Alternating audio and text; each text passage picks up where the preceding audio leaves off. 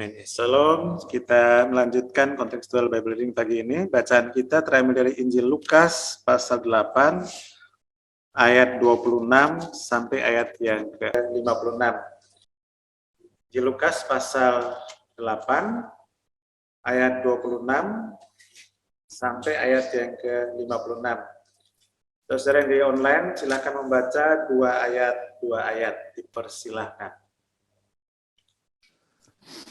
Lukas 8 ayat 26, lalu mendaratlah Yesus dan murid-muridnya di tanah orang Gerasa yang terletak di seberang Galilea. Setelah Yesus naik ke darat, datanglah seorang laki-laki dari kota itu menemui dia.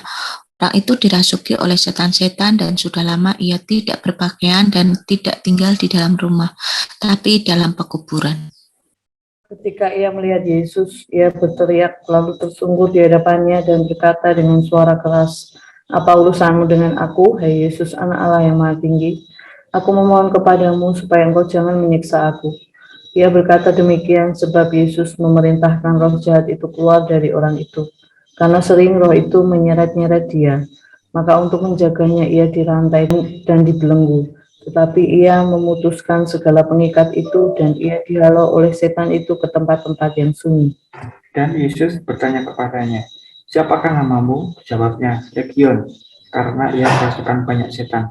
Lalu setan-setan itu memohon kepada Yesus supaya ia jangan memerintahkan mereka masuk ke dalam jurang maut. Di sana besar babi sedang mencari makan di lereng gunung. Lalu setan-setan itu meminta kepada Yesus supaya ia memperkenankan mereka memasuki babi-babi itu. Yesus mengabulkan permintaan mereka. Lalu keluarlah setan-setan itu dari orang itu dan memasuki babi-babi itu. Kawanan babi itu terjun dari tepi jurang ke dalam danau lalu mati lemas. Setelah penjaga-penjaga babi itu melihat apa yang telah terjadi, mereka lari lalu menceritakan hal itu di kota dan di kampung-kampung sekitarnya. Dan keluarlah orang-orang untuk melihat apa yang telah terjadi. Mereka datang kepada Yesus dan mereka menjumpai orang yang telah ditinggalkan setan-setan itu duduk di kaki Yesus. Ia telah berpakaian dan sudah waras. Maka takutlah mereka. Orang-orang yang telah melihat sendiri hal itu memberitahukan kepada mereka bagaimana orang yang dirasuk setan itu telah diselamatkan. Lalu seluruh penduduk daerah Gerasa meminta kepada Yesus supaya ia meninggalkan mereka, sebab mereka sangat ketakutan. Maka naiklah ia ke dalam perahu, lalu berlayar kembali. Dan orang yang telah ditinggalkan setan-setan itu meminta supaya ia diperkenankan menyertainya.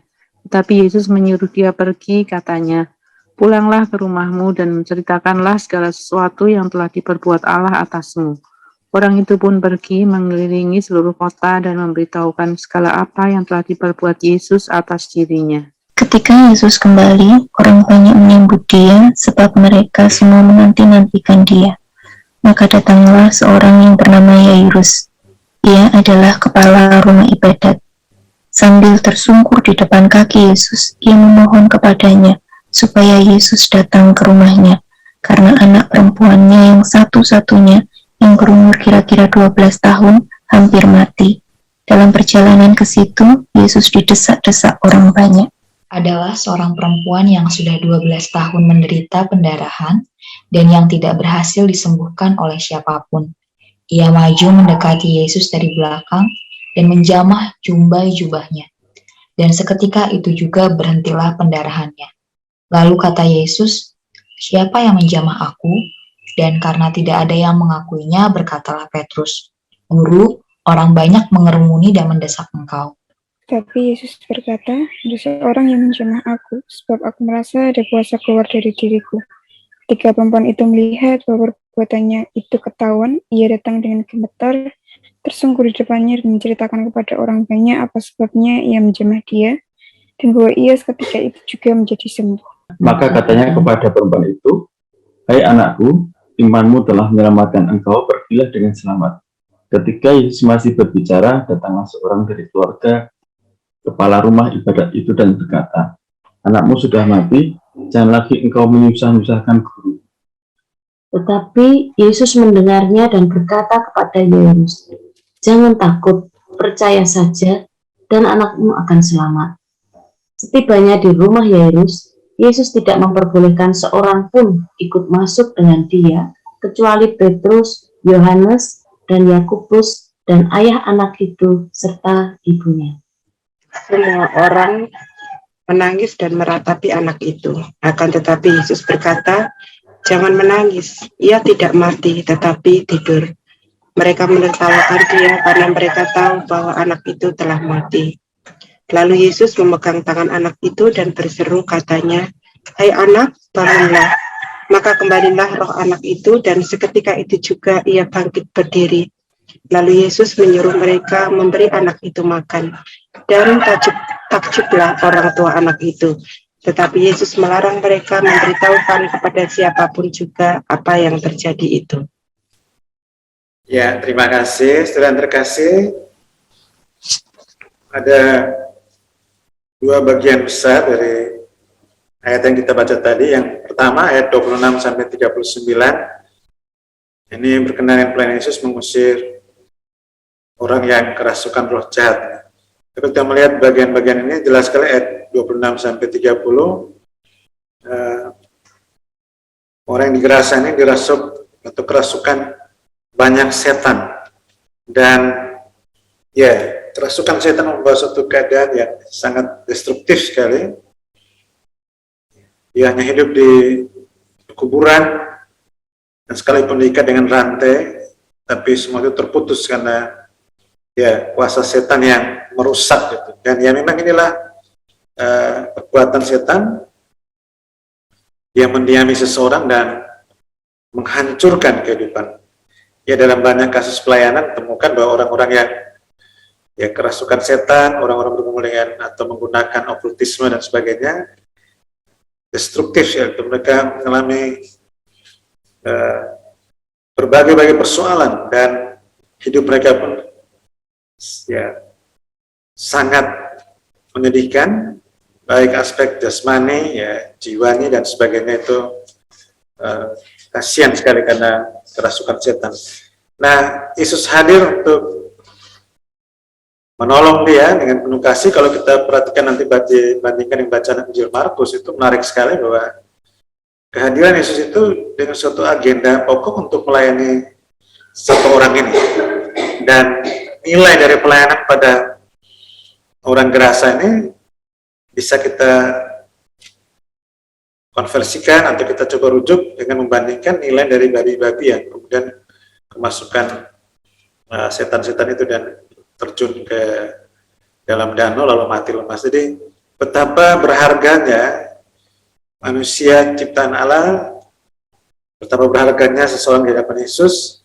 Sekalipun iblis, setan-setan itu merusak hidupnya, tapi Yesus datang untuk ya mengusir, membebaskan dari kuasa si jahat dan memulihkan orang. Dan ini yang terjadi, dan Yesus memerintahkan roh jahat itu keluar dari orang itu. Dan memang kita lihat dengan jelas ini bahwa setan-setan tidak punya kuasa sama sekali, ya kuasa sangat terbatas, memang merusak orang, tetapi Yesus, Tuhan yang berkuasa atas roh jahat, dia berotoritas dan berkuasa atas roh jahat ini. Setan-setan meminta supaya jangan dilemparkan ke jurang maut, tapi masuk ke babi-babi, dan kemudian Yesus mengusir setan-setan ini lalu masuk ke dalam babi itu. Nah, respon dari orang-orang di sekitar peristiwa ini terlihat dari ayat 34 sampai 37. Setelah penjaga-penjaga babi itu melihat apa yang telah terjadi, mereka lari lalu menceritakan hal itu di kota dan di kampung-kampung sekitarnya. Jadi ini semacam pra-penginjilannya dilakukan oleh orang-orang yang melihat peristiwa itu, dan keluarlah orang-orang untuk melihat apa yang telah terjadi. Mereka datang pada Yesus dan mereka menjumpai orang yang telah ditinggalkan setan itu duduk di kaki Yesus.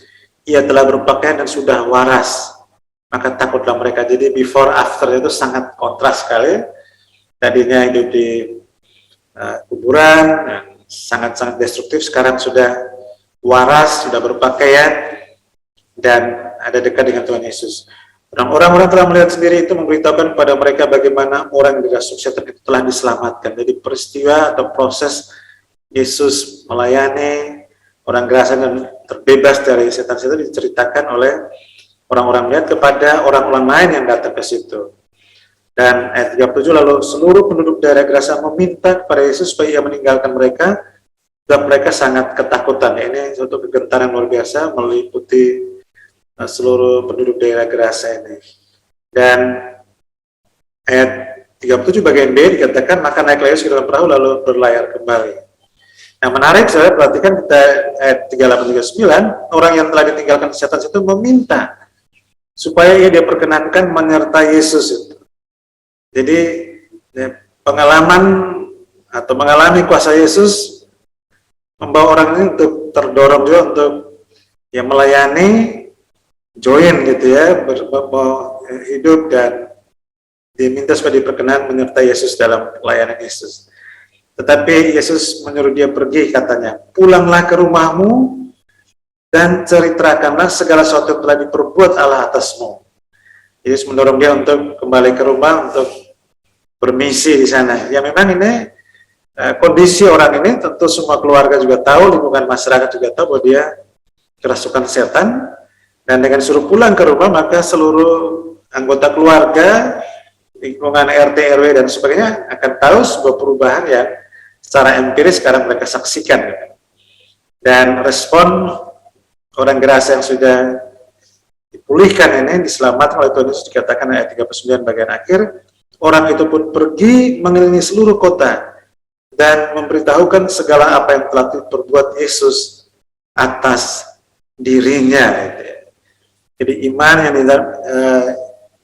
kesediaan orang ini untuk pergi yang penuh ketaatan sebagai satu bentuk iman yang diwujud dalam tindakan dia untuk memberitakan Yesus Tuhan yang sudah menolong dia, mulai dari keluarganya, dan bahkan dikatakan dia pergi mengelilingi seluruh kota dan menceritakan, memberitakan segala apa yang telah diperbuat Yesus atas dirinya. Dan ini respon iman yang luar biasa dari orang Gerasa terhadap karya Yesus yang diwujud dalam tindakan menyaksikan Kristus Tuhan dengan kuasa yang sudah dia alami. Di bagian kedua, ayat 40 sampai ayat 56 ada dua peristiwa yang bertautan gitu. Yang pertama pengantarnya kita lihat pada ayat 40 sampai 22 ini Yairus yang datang pada Yesus tersungkur kemudian memohon agar Yesus mau datang ke rumahnya karena anak satu-satunya ya, anak tunggal yang berumur 12 tahun hampir mati kondisinya. Dan ternyata Yesus menanggapi hal itu. Nah, kisah ini kemudian ada selipan sebuah peristiwa lain, yaitu perempuan yang sakit perdarahan yang sudah 12 tahun mulai perdarahan dan tidak disembuhkan, tidak berhasil disembuhkan. Perempuan ini maju mendekati Yesus dari belakang dan menjamah jubahnya, dan seketika itu juga berhentilah pendarahannya. Lalu kata Yesus, siapakah yang menjamah aku? Dan murid-murid berkata, Guru, ini banyak orang mengerumuni dan mendesak engkau. Tapi Yesus berkata, ada seorang menjamah aku sebab aku merasa ada kuasa keluar dari diriku. Dan apa yang terjadi, perempuan ini kemudian memperkenalkan dirinya, dia gemetar, tersungkur di depan kaki dan menceritakan kepada orang banyak apa sebabnya ia menjamah dia, dan bahwa ia seketika itu juga menjadi sembuh. Ya. Tentu dia menceritakan bagaimana penderitaannya selama 12 tahun itu dan tidak sembuh-sembuh. Di bacaan Injil yang lain mengatakan dia sudah mengeluarkan segala harta benda untuk mengejar kesembuhan itu. Dan tidak berhasil, tapi dengan iman, asal ku jamah saja jubah Yesus itu aku sembuh, dia ngalamin itu, dia saksikan. Ayat 48, maka kata Yesus pada perempuan itu, hai anakku, imanmu telah menyelamatkan engkau, pergilah dengan selamat. Jadi perempuan sakit perdarahan boleh mulai sembuh juga karena tindakan imannya dalam ketaatan untuk menjamah jubah Yesus dan dia mengalami kuasa Yesus. Nah, nampaknya peristiwa ini menjadi sebuah peristiwa antara untuk menguatkan iman dari Yairus ini dalam menerima berita selanjutnya, karena ayat 29 dikatakan sementara Yesus masih berbicara, datanglah seorang dari kepala keluarga rumah ibadah itu dan berkata, anakmu sudah mati. Ini antara melihat peristiwa kesembuhan perempuan ini harus menjadi sebuah jembatan antara untuk terus punya pengharapan bahwa sekalipun informasi sekarang anak sudah mati, dia harus belajar percaya.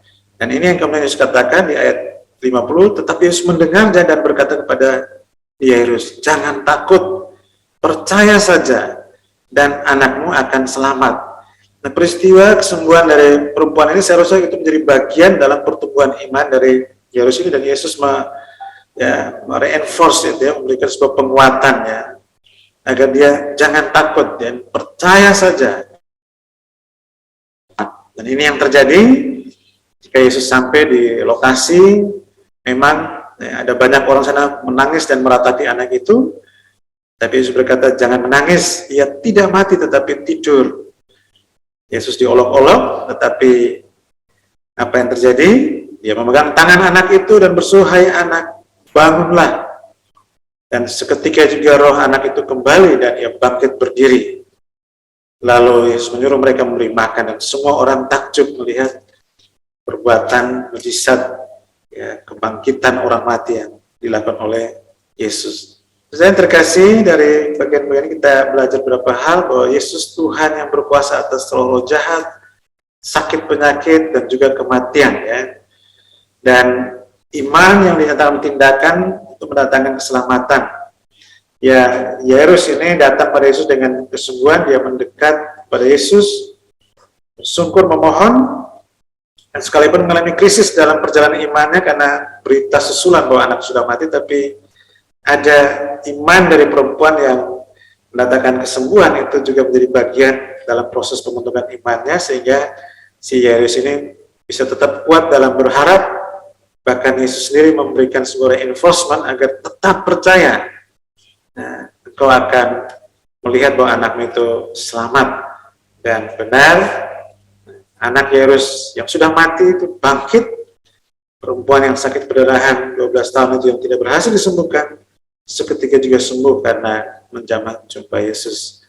Yang berikutnya kita lihat di sini teladan dari orang Gerasa yang sudah diselamatkan oleh Tuhan Yesus, dipulihkan oleh Tuhan Yesus, yaitu dia mengalami kuasa Yesus dan dia mewujudkan rasa syukurnya dengan tindakan iman yang terwujud nyata dalam praktek untuk mengelilingi semua kota dan desa, kampung, rumah, dan seterusnya. Bahkan dikatakan mengelilingi seluruh kota untuk mengenalkan Yesus kepada orang lain. Jadi Yesus adalah Tuhan atas problematika hidup manusia, dan Yesus menolong orang yang beriman kepadanya. Aplikasi yang kita renungkan pagi ini dan ambil sebuah langkah konkret untuk datang pada Yesus, yaitu sudahkah kita membawa setiap persoalan hidup kita kepada Dia, apapun yang menjadi persoalan kita hari-hari ini, sampai dengan pagi ini, mari kita datang pada Dia, percayakan dengan iman datang kepadanya, dan tetap beriman, sungguh-sungguh percaya, sekalipun dari krisis-krisis dalam menyikapi persoalan, tapi belajar untuk percaya. Kita mohon Roh Kudus menolong kita untuk terus kuat untuk percaya, berharap, mengandalkan Dia, karena ada pertolongan. Yang kedua, setelah mengalami kuasa Yesus, perlu diikuti dengan tindakan mengenalkan Dia dengan kuasa kepada orang lain. Sudahkah kita menyaksikan Dia kepada orang lain, menceritakan segala pengalaman pertolongan Tuhan dalam hidup kita? Biarlah firman Tuhan pagi ini menolong kita semua untuk terus beriman padanya, mempercayai seluruh hidup dan kehidupan kita kepadanya, dan menceritakan segala bentuk pertolongan Tuhan kepada orang lain, agar nama Yesus didengar banyak orang, kerinduan kita mereka pun percaya kepada Dia sebagai Tuhan dan Juru Selamat, sebagaimana kita menaruh iman percaya padanya. Tuhan memberkati kita semuanya. Yang kau berbuat di dalam hidupku, rancangan indahmu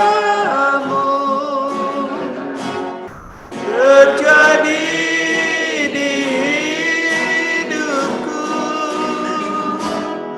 Bapa yang mengerti